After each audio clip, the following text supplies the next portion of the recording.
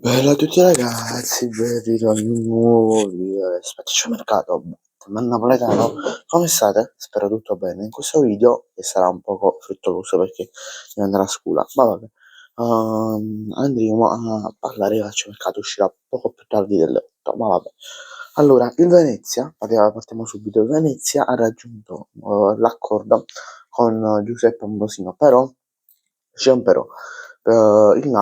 Il Napoli, questo è un discorso che vale pure per Marianucci, non vorrebbe cedere questo tipo di giocatori giovani, essendo che il Napoli li andrebbe a cedere o a poco, quindi massimo 5-6 milioni, o in prestito.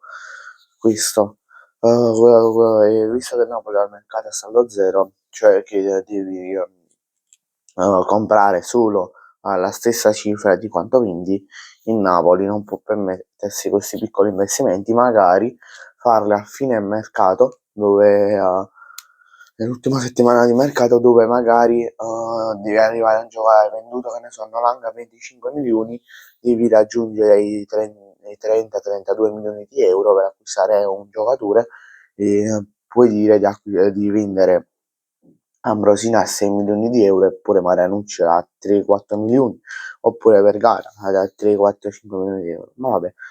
La Lazio è sul difensore dell'Union Berlino, Danilo, no, Danilo del Flamengo, Danilo Doek. Quindi per la difesa la Lazio sta valutando questo giocatore, però è un sondaggio che sta facendo la Lazio, si avranno aggiornamenti nei prossimi giorni.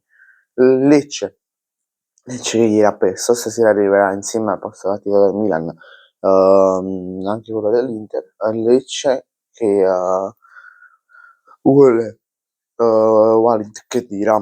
Questo video ragazzi penso che durerà meno di 6 minuti, massimo 3 minuti e 10, ma vabbè.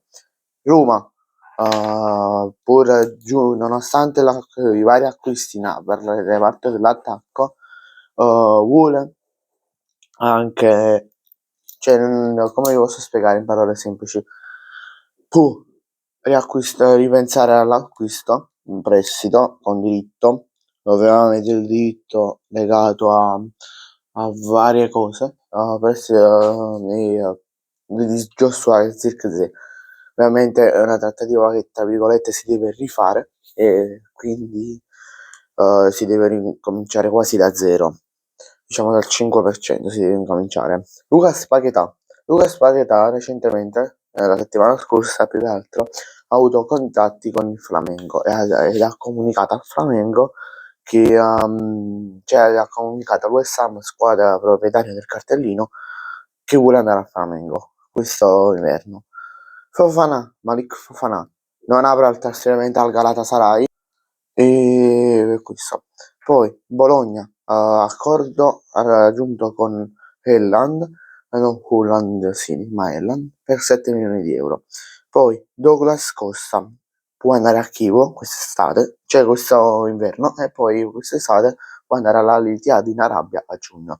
Bene ragazzi, grazie a tutti per la visione, ci vediamo in un prossimo video, mi raccomando iscrivetevi al canale e lasciate un bel like. Ciao, a giù!